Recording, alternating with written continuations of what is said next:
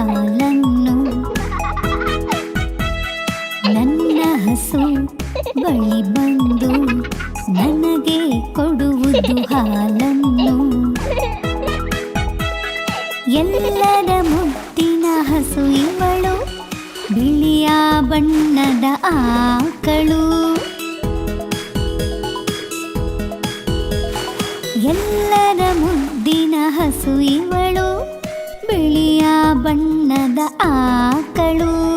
ನನ್ನ ಹಸು,